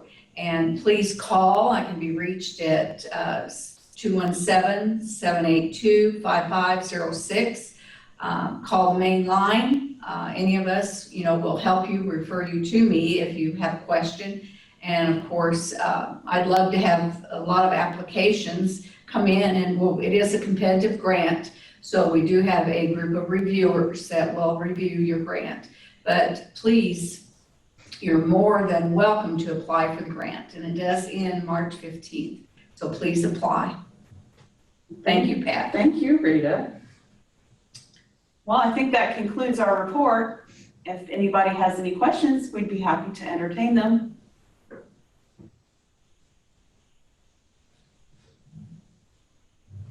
Okay. Thank you. Thank you. And if no one has any questions, I'm going to circle back. I see Sarah has returned to the screen. And Sarah, I would like to know what you gained from serving on the IHLS board. Would you mind speaking about that briefly? No, not at all. Sorry, I had to, oh no, I'm very popular here today. I'm gonna shut my office door this afternoon. Anyway, I served one term on the Heartland board. I served as treasurer for a little while, and at the end I was president. I learned a lot about the day-to-day in IHLS, what they do, how they do it, all of the duties and the tasks that Ellen has and Leslie has and the financial team has, and there's a lot more to it than anybody really knows. I just assumed that, they all worked and they all had their little jobs. Well, when you're on the board, you learn a little bit more about what they do and how they do it. And it was very eye-opening to me. Our library is not a share library. We're one of, I think we're one of 7 public libraries that aren't share. So I did learn a lot about share. That was very interesting. There was always a lot of discussion about that. And I have a lot more respect for the people who work at IHLS now. They really do work hard. They work hard for their members. We're very important to them. And I think that's probably one of the things I learned. I was at the system in Edwardsville a lot, and there's all these people. And I'm like, what are all these people doing here? All those people have a very integral role in Heartland and making it work the way it works. So I guess that's what I learned more than anything. So I encourage you to run. It gives you a whole new perspective on how the system works and the delivery intricacies and all of that. So it was very, very eye-opening for me. Thank you very much, Sarah. I appreciate that ringing endorsement that we work hard for our money. We also work hard for our members too. Let me just, that's probably more important. Everything is member driven. Everything. Yeah. So thank you. You're welcome. Okay, speaking of the system, Leslie, would you like to give us a system update? Sure. Good morning, everyone. And thank you very much, Sarah and Tina, for your kind words about the system and our staff especially, because we really do care about our members and all of you. That's why this is one of my favorite things to go to, is Members Matter. Okay, so I have two quick things to share with all of you about what's going on at the library system. So we are currently in fiscal year 2020. Did you ever think we'd get here? This is pretty awesome. Anyway, end of the decade or beginning of another one, I never know. So the thing that our staff are engaged in right now is a review of the current year's budget and operational plan. So why do we do that? Well, we're a little more than halfway through the fiscal year, and it's good to know what we've achieved so far. Just to know what we've can check off our list, what's left to do this fiscal year, and it's also important to know because we're getting ready for fiscal year 2021. Yay! And I say that in all sincerity because we need to we are very sincere and intentional as we develop the fiscal year 2021 system area per capita grant application, and whenever our friends in Springfield send us those real directions, we'll take care of it, but we're working on it anyway, ladies, and so we need to make sure that our operational needs in that plan, that we're converting those to a succinct and achievable plan supported by a transparent and sustainable budget. That's nice to say, but it takes a while to put together, so we actually start that process at the end. Well, we've been working on this since the second half of January, and we'll continue all the way through to the first reads for both of those primary documents in April for our committees and our board, and then the second read in May. And because we value and appreciate member input, those will also be available for member input on our website sometime between April and May, right? I think, Stacy, you asked me something about that, and I'm pretty sure I haven't responded. So, but sometime between the April board meeting and the May board meeting, all of that will be available for member comment as well. So that's the one big endeavor we're involved in. And then the second thing, you may have found something in your inbox from our continuing education email list about a new presentation that's on the horizon, coming up very quickly on February 13th. This is a class on minimum wage forecasting with Jamie Racklin. He's the president of a company called Meristem Advisors. We've been working rather closely with Jamie, and he has a tool to help libraries to figure out how to make sure that you are all meeting, and we are too at the system. We have the same concerns, that we're meeting the benchmarks of the minimum wage increase law. So for the next 5 fiscal years. And so it's February 13th from 10 to noon. You can attend in person. That's what I would encourage you, if it's possible, at the state library. If not, you can also attend via Zoom. If you are able to attend in person, I heard from Jamie yesterday that he encourages attendees to bring their laptop and some additional information, a spreadsheet with your employees, positions, hours, and hourly pay. You can share that with people who've registered in advance, and he will work with you one-on-one after the session to make sure that you can load that information, his generator, the Excel generator that he's put together, and make sure that you know how to manipulate that data. So it's not required that you attend in person, but if you're, if it's local to you or close enough to you, it might be a good idea. So we're really happy to be able to work with him, and we'll just, we'll see. So please register. Any questions about that from anyone? I know it seems rather sudden. We've been talking about it for a while. It just took a while for us to get the details all hammered out to be able to announce this. Okay, that's all I have. Ellen's going to, Cassandra had to step away, and so Ellen's going to give us an update on what's happening with Sheriff. Yeah, this has to be the humor part of the day, me giving the share update. But I do have written notes from Cassandra, so we're good. She said that Ex Libris, she wanted everybody to know and be aware that Ex Libris has purchased Polaris, so there will be more information to come. As we know more, I'm sure the share department will share it with all the participants. There's a share cert committee meeting on Thursday, the 13th of February, again in the morning. So cert staff can go to that and other people can go to the JV Rackland event, I guess. Cassandra also wanted to know that there's going to be a demo this Thursday at 2 p.m. For Brodart, talking about selling their books. There's a new IHLS discount, and so to learn more about that, you can register for that demo. And that's all Cassandra had at this time, so I don't think I got anybody in any trouble, so that's good. Okay, Linda, would you like to say anything about delivery? No. We can talk a little bit about the class, the presentation, or I will if you. You can. I don't want to say the wrong thing. I don't know. If you have any questions for me, you can ask me, but I don't like to. Oh. Okay. All right, I know. Thank you, Leslie. Okay, I think Tina alluded to this a little bit earlier in our meeting.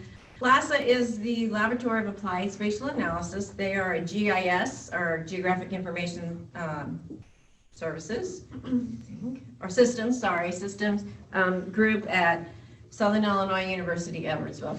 We at Illinois Heartland Library System, our colleagues at the State Library, and our colleagues at RAILS, reaching across the Illinois Library System in the northern half of the state, have been working together for several years now to look at the optimum ways to route or to provide delivery to all of our members statewide. In the last almost 2 years now, we've been looking at delivery statewide to see what's possible in terms of delivery. If we take away that boundary between the two systems, I'm not saying, and we are not doing delivery. Heartland is not currently delivering to RAILS members, and RAILS is not currently delivering to Heartland members. But the current, the presentation that LASA shared with our board last Tuesday was something along those lines. What would it look like if we maximize delivery based on our current hubs, where ours are located and where the RAILS hubs are located?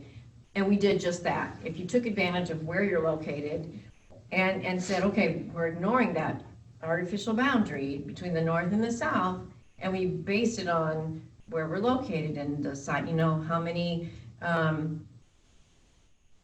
the volume of items that can be contained in a RAILS van and a Heartland van, and just looked at it from a purely data, just looking at the data without taking anything else into consideration. What would that look like? So that was the presentation that we had Tuesday evening. I do not believe those results were shared with the State Library and the rest of us December 20th, I believe, and so 2 months ago now almost.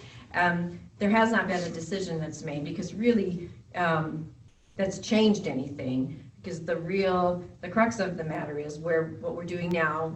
Heartland has 3 delivery locations. That's Edwardsville, Carbondale, and Champaign. And RAILS has 4 delivery locations. What we're doing now with a little bit of tweaking is working pretty well. And sure, there are things that we can do that would optimize that. However, it may not be worth the funds that it would take to get to the next step. And right now, guess what? There really aren't a lot of extra funds available, so not at the moment anyway. So we're happy with the work that the system has done, Heartland has done, based on the previous years that we've worked with. I think we've worked for 5 years, I think now, with LASA. So as an example, we haven't shared this with all of you, the type of delivery that Heartland provides, which is basically, we took away that lens of volume, And if we have something to deliver to your library, we deliver it that day. And if you have something for us to pick up and you let us know, or we know somehow, we pick it up. That all was possible because of our relationship and our work with LASA. So we've been very pleased with that collaboration with our colleagues, and they're really pleased with that collaboration as well because it's led to other opportunities for both of us. So anything we can do to promote their skills and their abilities, I believe that's how Rails got to know them, was through us. And so, I mean, it's just led to other things as well. And I'm fairly certain that most of our members are happy with the increased delivery frequency as well. So that's always a good thing. And we also have learned, and I'm sure Susan, you have heard this from Susan, and you probably have heard it from me as well, that we also found that cost of providing additional delivery really hasn't increased our costs. So it's a win for everybody. So let's see, I don't know what else delivery is doing. Oh, yes, I do. I do know that we've, based on work with LASA, that we've rearranged some delivery and that our Carbondale office is providing more delivery, taking some of the load off of our routes that came out of Champaign and that came out of Edwardsville to kind of spread that around. That, again, is based on data and facts, and not, oh, we think it looks good, or emotion, like, oh, everybody in Champaign and Edwardsville is tired. It's not that. So, not that we would ever be emotional about anything, but human maybe. So, I don't know what else is new. Maybe nothing. Susan's assistant? Yes, we do have new staff, and that is something else I would like to talk about. We do have a new staff person. I would like Linda to do that. And we have a new person in delivery. Sarah Taylor is Susan's assistant. She's the administrative assistant here in Edwardsville. So she will be helping Susan out. If you ever can't get a hold of Susan and you need her, just try Sarah and she'd be able to help you too. So welcome to Sarah. Thank you. She's in the midst of all the madness and she hasn't left yet, so. And she gets to sit down by us, so she has lots of fun. Yes, thank you all. Welcome, Sarah. Membership? Sure. When you go into L2 and look at the description of this event, Anna attached the agenda and also attached a document that we try to keep current, that's called Mark Your Calendars, and that's kind of what's on our horizon as far as things that are coming up.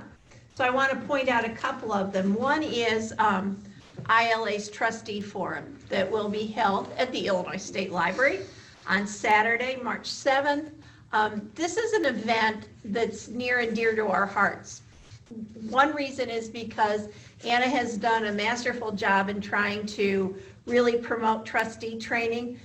But the other reason this is very important to me is this always used to be held in Springfield. And then when registration dwindled, they stopped having it in Springfield for a number of years. So now that it's back, I'm really passionate about wanting to keep an event like this in Springfield on an annual basis. So it is for trustees of public libraries. The last year event was grand. We all learned a lot. So please, if you have trustees that are interested in attending or could attend, it would be well worth their while. And on the agenda that's attached in this event description, it's a hot link to the registration page. So it should be easy for people to get to. Reaching Forward South is coming up in Champaign on March 20th. Again, a great location for so many of us. And it will be at the I Hotel, so we'll all be very classed up to be attending an event there. The state libraries announced their leadership event, their annual leadership event that goes under the name of Elevate.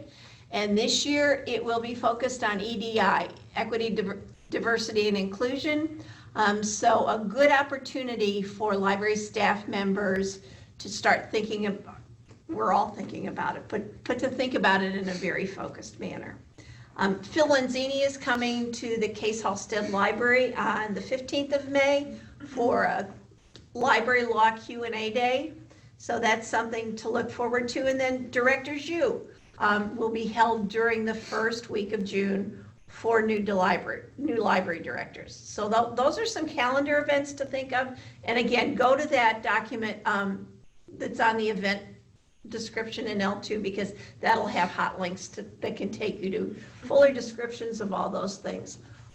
I'm going to ask Anna to talk a little bit about the small library forum that ILA is starting, because that's again something that should be near and dear to all our hearts, because it's something that we've asked about and now ILA has given it to us.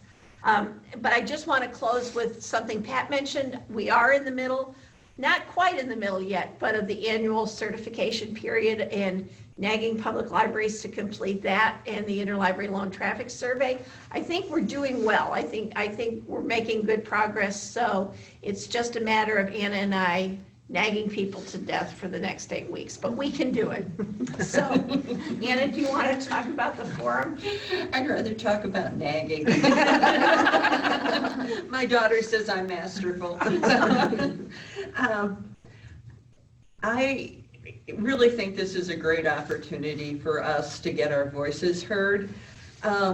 So often when I've been at networking groups throughout our system, I've heard people say, you know, ILA doesn't seem to get us. They don't really speak to our needs and what our libraries are like. This is our opportunity to tell them what our needs are and what our libraries need and want and in programming, and then also to highlight the really wonderful, innovative, creative work that we do down here. And I think you should all be proud of yourselves, and I'd like to see all of you get more recognition for the work you do.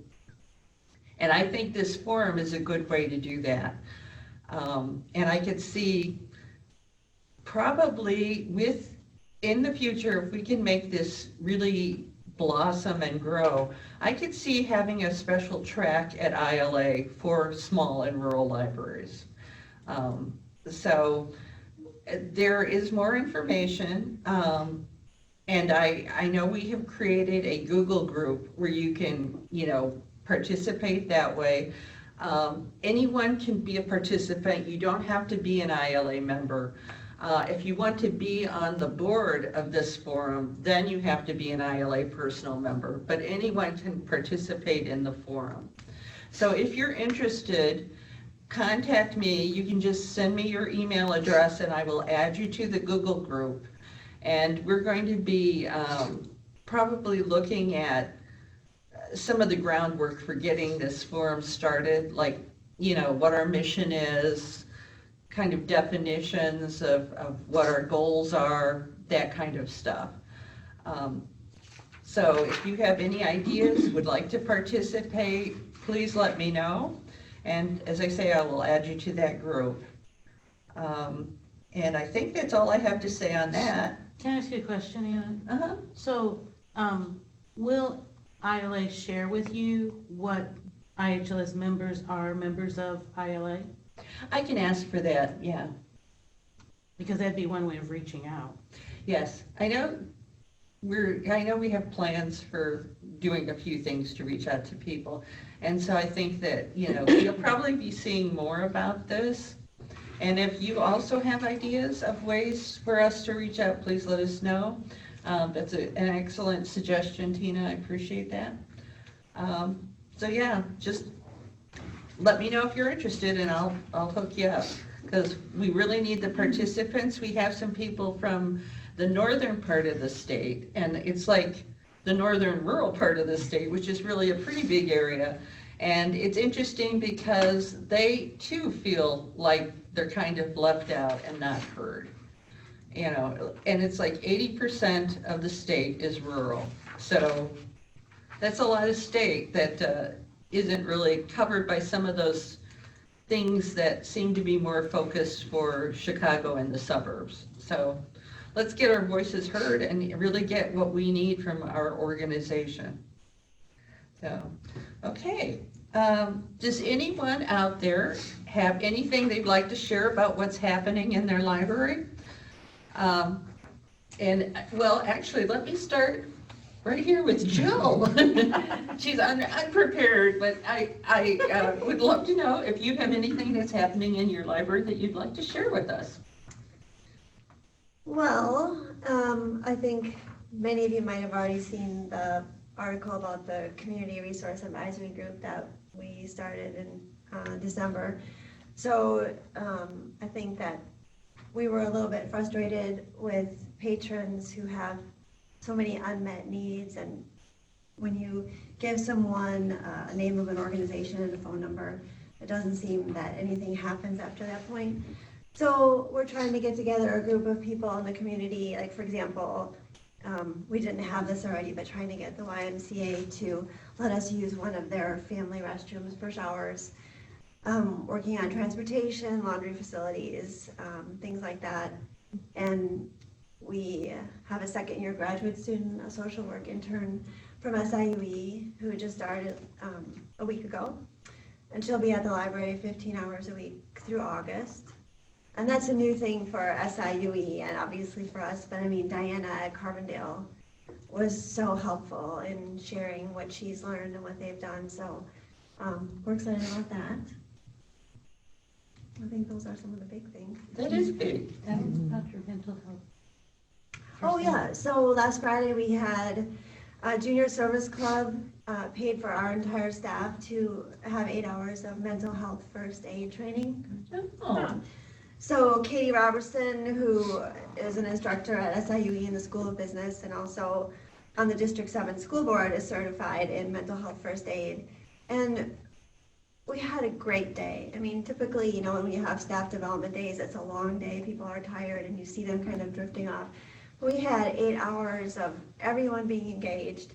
We had a couple visitors, and it was really beneficial. So I think that we kind of have this, well, I say it's like my three-pronged approach, you know, to try to prevent library staff from the compassion fatigue and the frustration of some of the things that have happened at our library in the last year. So, right, it was the mental health first aid training, and it was trying to set up this group of people for warm handoff, and now the social work intern. So we're going to visit Diana in Carbondale. The intern and I will go after her 11 days of peace. Yeah. So we're celebrating in Carbondale. Woo-hoo! So that will be helpful. Jill, what is mental health first aid? Well, a lot of it is learning empathy. Like we went through exercises, and it, like for example, one of the exercises that we did was we had a list of I don't want to say disorders, but illnesses, right? Ranging, some were physical and some were mental, and having people line up in the order that you think that, how does that impair you? What kind of level of disability is that? And you know, it's shocking when you look at where depression falls into that, or where anxiety falls into that. That was enlightening, and also just learning how you know, the family dynamics play into everything, and how we did another exercise where we had two people in a conversation, and then there was a third person talking through, rolled a piece of paper into one of the people's ears saying, they don't trust you. Why are you talking to them? And you know, you can't even imagine something like that. And we do see people, you know, with their eyes shifting away and not really maybe understanding what was going on. So, right, it was just kind of like giving staff some tools to learn how to deal with it. Also kind of talked a little bit about, you know, when do we get the police engaged and what do we do? Talking about how our library policies fit into that big picture.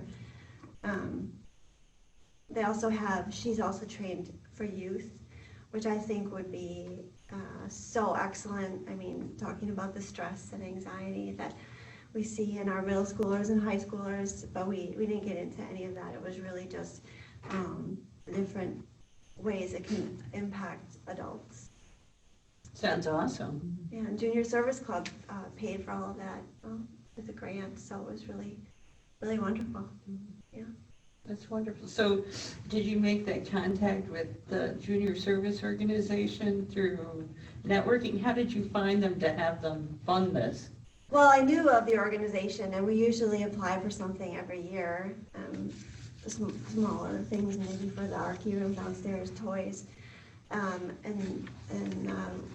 We just knew of Katie Robertson, and she knew our board president. She knows Bob LaRose, and they had a conversation about some of these things that had happened in the last year. And then she came and talked to me, and we got the whole, like, the link set up, and we applied. We also applied for more, you're right? So so to ask if we could also have a free class for patrons and that, but we were so thrilled that they gave us what they did. So I thought it was really worthwhile. Yeah, sounds really good. Thank you. Tina, is there anything exciting happening at your library? Well, I just want to say thank you because we did have a staff member go to the mental health first aid training and she raved about it. We do have that set up for our staff in May for a full day. It's free, the one that we're getting, because some of the trainers have to continue training in order to keep their certification up. And so somebody else is coming to do it. But I'm just ecstatic that this is getting around, and Betsy said it was fabulous. Great, So that was really nice. What we're doing right now, we're preparing taxes. We're just about to start doing that. We do that in-house. We do have a few volunteers, but we do it in-house. We're gearing up to help folks with the census. That's a huge push in our area. We're registering folks to vote. We're now doing photos for passports because we do passports at our place. And what I've been looking at mostly is the minimum wage impact. So I unfortunately can't attend in person on the 13th, but I have registered for the Zoom That's okay. attendance. So It'll work. thank you. That's all I have to say. Okay. Sarah? Yes, you, Sarah. I'm calling on you because I like you. Okay. What's happening in your library? There's always something new and exciting. Actually, I have absolutely no clue because I just got back from vacation. So I don't know what's going. I know what we're planning. We're going to start computer classes. We too are working with the county for the census. Tina, I don't know if you've experienced any of the census people coming to your library, but the census people don't like to play with other governmental agencies. We had a group met at the county clerk's at the courthouse, and we had a lot of good suggestions. Like for people who have a P.O. box, they're not going to get a census form mailed to them, where if you have a regular street address, you'll get one. So somebody suggested, well, let's put a table in the post office. And when people come in to get their mail, we can go, hey, Leslie, you have a P.O. box. Let's get you registered for the census. And we can't do that. They won't let us. We wanted to give away a Kindle at our library. If you register the census for at the library, you get a chance to win a Kindle. We can't do that. We can't put posters up. We can't do anything like that in other government agencies. And our census guy was very adamant about what we could not do. And so we're trying to work around that to get as many people as we can to register. Montgomery County, we have to have 30,000 people in our county or we lose almost $500,000 in aid. So that's a real push. So we're also gearing up for a couple events that are coming. We're doing Seuss-tacular in March, and of course, we're doing May the 4th Be With You in May. I'm a Star Wars freak. It's really kind of sad. I just got back from Disney. I want to live there. So I want to live on Galaxy's Edge, so I have tons of ideas for that. And so we're working on that. We're going to have Darth Vader and a stormtrooper here in the building. And then, of course, we have to have a Jedi to battle them. So we'll have that. But other than that, just carrying on. Our circulation has increased in our new building. Our traffic has increased. Our numbers on Saturdays in the new building have doubled, which is just astronomical. And I kept looking because we did a end of the year. What did we do in 2019? And we saved like $1.9 million for our patrons by checking out. So that was awesome. But yeah, so but yeah, that's what's going on in my building. If anybody has any suggestions for census, let me know, because our guy does not want to cooperate at all. Huh. Yep. Yeah. We had lots of really good suggestions, and he was like, "Can't do that. Nope, nope, nope, nope." So Huh. it was kind of sad. Well, that sounds like a lot of fun with the Star Wars stuff. I might have to stop by and Yeah, you come on doodle it along. out. I'm just slightly obsessed. I don't know if you can see the stuff behind me, but it's. I took my kid, but I went for me. Okay, Brenda, would you like to talk about what's happening at Redbud? Well, things are fairly quiet right now. We have also had a couple of job fairs for census workers. They did not produce a lot in our library, but hopefully it got the word out to some other people. And for us, it's time to start working on the budget. I have to have our budget turned in the end of January, and then it goes through the process for the referendum, for the levy in May. So I guess we're looking at the minimum wage increase probably is the thing that will change the most. That's about it. Okay. Well, thank you. It seems like I've been seeing you every week for the last, once a week for the last 3 weeks. So it's good seeing you again, Brenda. Thank you. Okay, Annette, what's happening with you guys?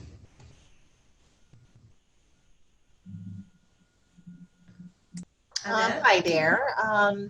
Yeah, it's a little bit slower now this time of year for us.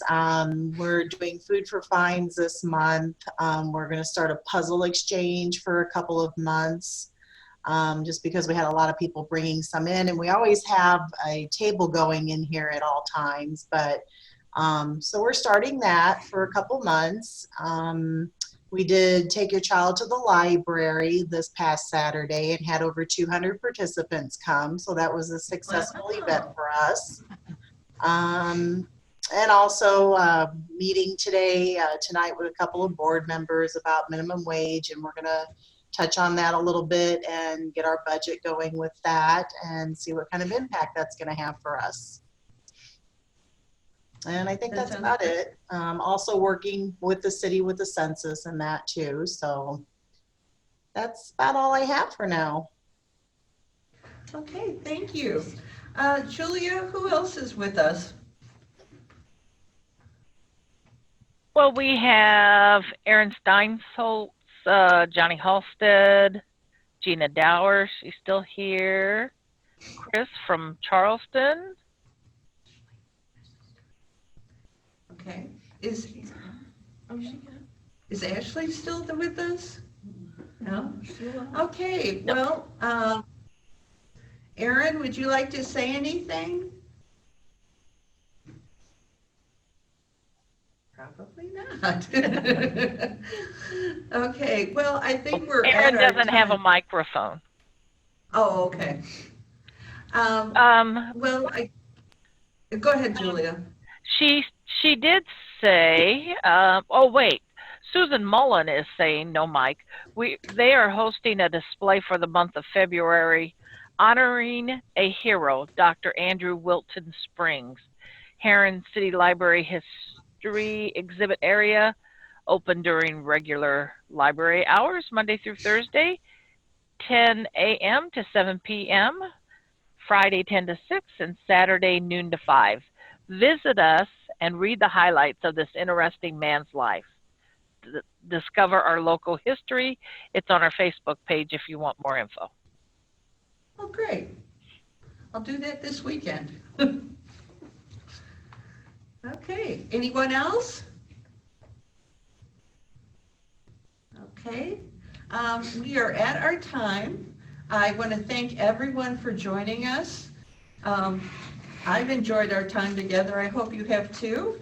And we will see you for the next Members Matter, which looks like it is this April 7th date, April 7th, and it will be in lovely Carbondale, where we are enjoying our 11 days of peace currently. So please come and see us or join us by Zoom. Thank you. Everyone have a good afternoon. Bye. Bye.